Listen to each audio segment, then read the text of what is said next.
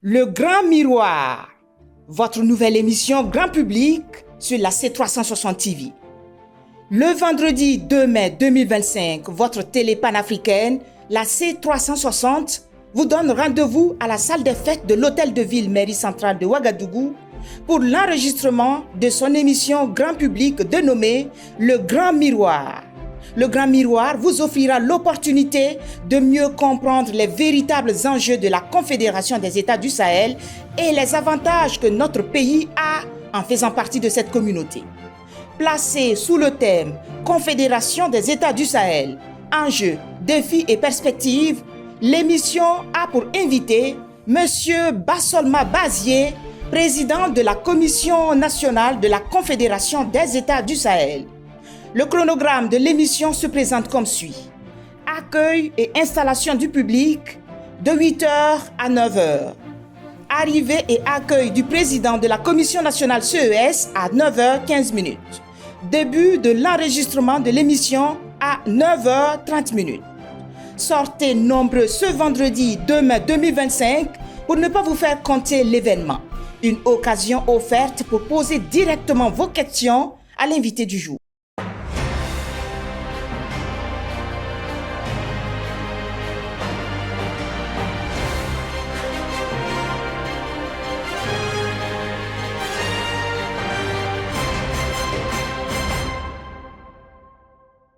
Bonsoir à toutes et à tous, bienvenue au journal de ce 1er mai 2025 à Le Sommaire. À 1er mai, fête des travailleurs, l'unité d'action syndicale respecte la tradition. Ils ont remis ce matin le plateforme revendicative au ministre de la fonction publique Mathias Traoré, élément à suivre en début d'édition. Et puis, relance économique, le gouvernement nigérien instaure un mécanisme pour alléger la charge fiscale des opérateurs économiques du pays. Le lancement du dispositif dénommé Pardon fiscal à suivre dans ce journal.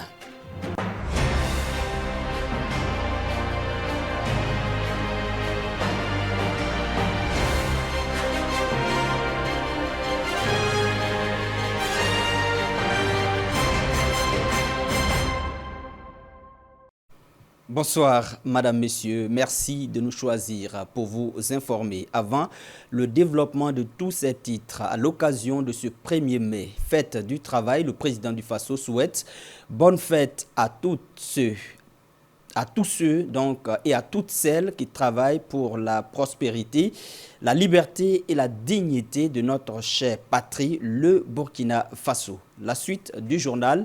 Nous sommes le 1er mai, journée dédiée aux travailleurs du monde entier et comme à l'accoutumée, l'Union d'action syndicale a remis aux autorités gouvernementales sa plateforme revendicative. C'était ce matin à l'occasion de la commémoration de la Journée internationale du travail. Tradition respectée, l'Union d'action syndicale a lu les points clés de leur doléance devant le ministre de la fonction publique, du travail et de la protection sociale, Mathias Traoré. Entre autres points cités, on a la révision de la grille salariale des travailleurs, des sociétés d'État, des établissements publics de prévoyance sociale et des sociétés d'économie mixte à participation majoritaire de l'État. Les syndicats plaident aussi pour l'augmentation de la pension des retraités. Le point avec Annie Zankonida. L'unité d'action syndicale en abrégé UAS remet son cahier de doléances au ministre chargé de la fonction publique. C'est à l'occasion de la commémoration de la fête du travail ce 1er mai 2025. Ce cahier de doléances a traduit un certain nombre de préoccupations qu'a ces travailleurs. Le secrétaire général de l'UAS, au nom de tout son groupement, dit espérer que leurs différentes préoccupations auront un dénouement les jours à venir. Monsieur le ministre, la plateforme revendicative que nous vous transmettons recense des préoccupations dont certaines sont contenues dans les plateformes de 2023-2024 et auxquelles nous avons ajouté de nouvelles préoccupations comme celles relatives à la libération de personnes arrêtées, à l'augmentation des pensions des retraités, à l'arrêt des promotions sur les fonds de caisse de prévoyance sociale Carrefour CNSS. La révision de la nouvelle grille salariale des travailleurs des sociétés d'État, des établissements publics de prévoyance sociale et des sociétés d'économie mixte à participation majoritaire de l'État. Le blocage de la délivrance des récépissés des syndicats. Nous nourrissons l'espoir qu'elle fera l'objet d'un examen attentif du gouvernement. Le ministre de la fonction publique dit avoir pris bonne note de l'ensemble des doléances des syndicats. Il rassure que tous les points seront examinés afin de trouver des solutions. Pour lui, actuellement, la priorité des priorités doit être la sauvegarde de l'intégrité territoriale et de la vie des populations. Il poursuit en ajoutant que si chacun met bas à terre, les Burkinabés arriveront à concilier les intérêts et pourront avancer ensemble pour l'émancipation et la prospérité de tous. Au Niger, dans le cadre de la relance économique, le gouvernement a instauré un mécanisme appelé le pardon fiscal. Ce dispositif vise à alléger la charge fiscale des opérateurs économiques nigériens en leur permettant de mieux gérer le paiement des impôts. Explication à Niamey avec Murtala Zoubeiro. Ce mécanisme dénommé pardon fiscal est piloté par la Direction générale des impôts. Avec sa mise en place, les opérateurs économiques nigériens pourront désormais bénéficier d'une réduction sur les pénalités fiscales, mais surtout un allègement de la cadence de paiement de leurs dettes fiscales.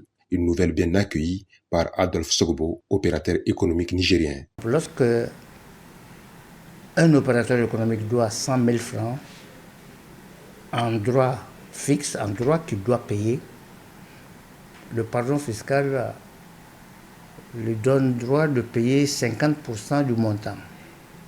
C'est-à-dire que si vous devez 100 000, vous allez rembourser 50, vous allez donner 50 000 francs. L'État vous remet, vous réduit 50 000 francs. En tout cas, ce n'est pas négligeable. Et si sur les 100 000, il y avait 100 autres 1000 francs de pénalité, l'État a réduit 75% des pénalités, donc l'entrepreneur n'aura à payer que 25 000 francs de pénalité.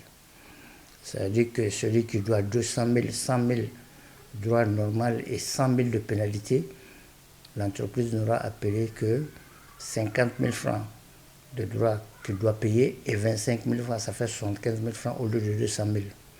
Voilà le pardon fiscal dont on parle.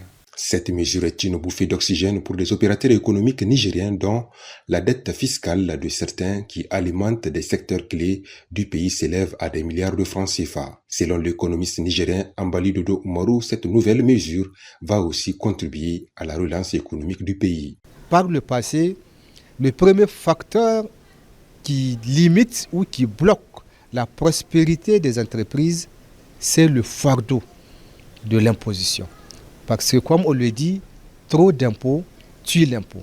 Parce que quand les entreprises n'arrivent pas à s'acquitter de la taxe ou de l'impôt, elles arriveront à un moment où elles vont retrouver leurs portes complètement verrouillées. Leurs activités risqueraient, n'est-ce pas, donc d'être freinées et finalement, il y aura des manques à gagner pour l'économie nationale. Alors, les conséquences vont être globalement positives, non seulement pour le secteur public, pour le secteur parapublic, mais également pour le secteur privé.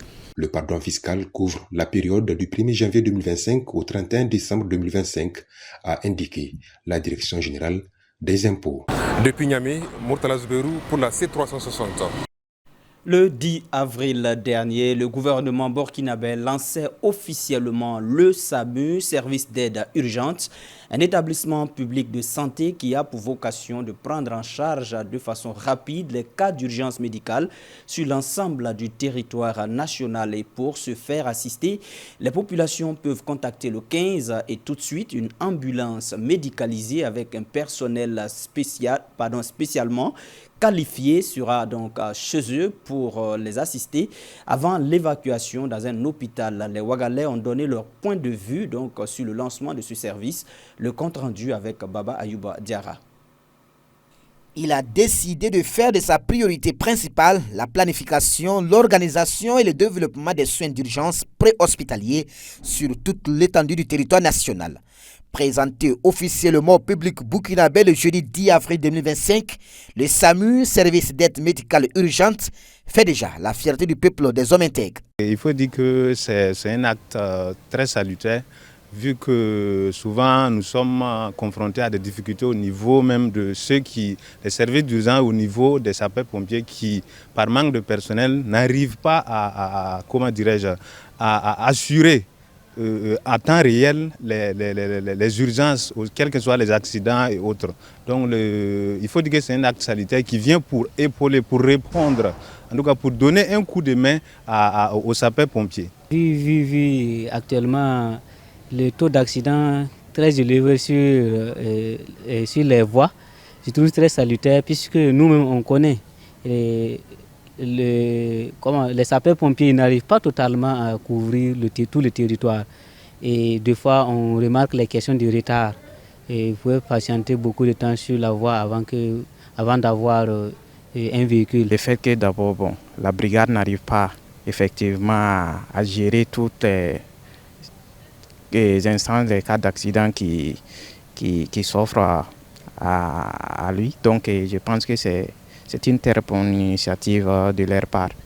Cette vision des autorités avec à sa tête le capitaine Ibrahim Traoré, président du Faso, démontre à souhait la volonté du gouvernement à offrir au peuple résilient du Burkina Faso une meilleure qualité de soins préhospitaliers. Nous tenons à dire merci à ce gouvernement qui ne cesse de faire des sauts merveilleux pour les peuples burkinabés en faveur des Burkinabés. Je pense que cette initiative est louable également. Nous les saluons avec juste valeur parce que ça permet le développement, la santé et l'organisation de la population burkinabé. Ça permet aussi d'intervenir dans certains cas d'urgence pour aider à toute personne qui a besoin d'aide et à toute personne qui souffre dans les corps. À féliciter parce qu'ils permettent de venir en aide à temps. Parce que les sapeurs-pompiers eux seuls, ils n'arrivent pas à totalement couvrir les besoins des citoyens en cas d'accident. Et nous saluons cette initiative parce que ça vise à diminuer les risques des accidents de la circulation. Et on ne peut que les saluer. Ce dispositif de secours voulu par le chef de l'État ambitionne offrir aux populations des premiers soins gratuitement afin qu'aucune personne ne perde la vie faute de premiers soins et de moyens financiers. Entre veille citoyenne et soutien au président du Faso, la jeunesse burkinabé s'illustre de plus en plus par des actions patriotiques. Le week-end dernier, les membres du réseau des jeunes patriotes pour la souveraineté africaine et l'association burkinabé pour la protection de l'enfance avec leurs partenaires, les Chinois, ont organisé une journée de salubrité au centre médical urbain de Gounguin. Et ce n'est pas tout, ils ont aussi fait un don de matériel médical au centre et aux élèves d'une école primaire de la place. Reportage. Des Chinois munis de balais, de raclettes et de râteaux en plein nettoyage des ordures au sein du centre médical urbain de Gounguin. Ces Chinois sont en compagnie des membres du réseau des jeunes patriotes pour la souveraineté africaine et l'association burkinabé pour la protection de l'enfance.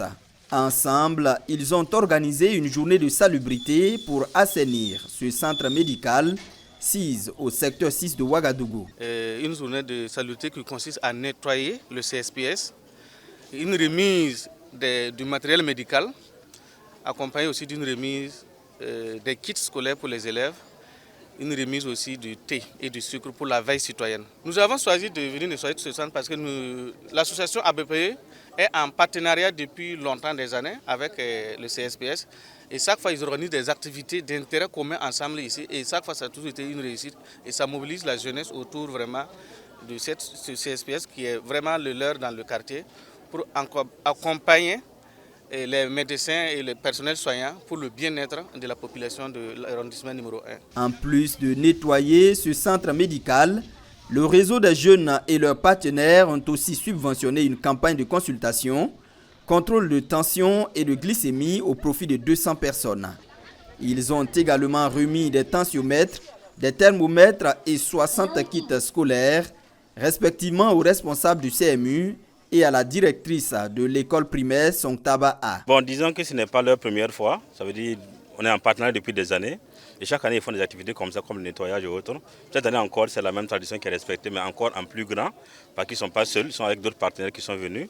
Et avoir un centre qui est propre de par leurs mains, et surtout avoir aussi du matériel de travail, comme les transmettre qu'on utilise fréquemment ici, c'est vraiment une bénédiction. Et c'est vraiment un médecin satisfait et heureux que je prends la parole aujourd'hui pour les remercier pour notre partenariat et surtout pour le geste qui a été posé aujourd'hui. Et ça va aider beaucoup nos enfants. Surtout, on a beaucoup de nécessités et de déplacés à l'école. Et bon, c'est vrai que c'est presque la fin d'année, mais je crois qu'ils vont profiter. Ça va les profiter pour la rentrée à venir. Aux membres de la veille citoyenne de Gounguin, les partenaires ont aussi remis 20 cartons de sucre et des cartons de thé. Merci à nos partenaires qui ont pensé à nous. Et ça nous galvanise, puisqu'on sait qu'il y a des gens qui nous suivent, qui nous regardent. Donc on a intérêt à rester debout et serein. Actuellement, la veille citoyenne est prête et debout. Selon Larba Yamiogo, coordinateur du réseau des jeunes patriotes pour la souveraineté africaine, cette journée de salubrité est une réponse à l'initiative présidentielle pour le développement communautaire. Fin de ce journal. Merci à vous de l'avoir suivi. La direction de votre télévision panafricaine C360 souhaite bonne fête à tous les travailleurs du public et du privé ainsi qu'à toutes ces personnes qui se battent d'une manière ou d'une autre pour subvenir aux besoins de leur famille. Bonsoir. Le Grand Miroir, votre nouvelle émission grand public sur la C360 TV. Le vendredi 2 mai 2025, votre télé panafricaine, la C360, vous donne rendez-vous à la salle des fêtes de l'hôtel de ville mairie centrale de Ouagadougou pour l'enregistrement de son émission grand public dénommée Le Grand Miroir. Le Grand Miroir vous offrira l'opportunité de mieux comprendre les véritables enjeux de la Confédération des États du Sahel et les avantages que notre pays a en faisant partie de cette communauté. Placé sous le thème Confédération des États du Sahel, enjeux, défis et perspectives, l'émission a pour invité M. Bassolma Bazier, président de la Commission nationale de la Confédération des États du Sahel. Le chronogramme de l'émission se présente comme suit. Accueil et installation du public de 8h à 9h. Arrivée et accueil du président de la Commission nationale CES à 9h15. Début de l'enregistrement de l'émission à 9h30. Sortez nombreux ce vendredi 2 mai 2025 pour ne pas vous faire compter l'événement. Une occasion offerte pour poser directement vos questions à l'invité du jour. C360, la voix d'une Afrique nouvelle et souveraine.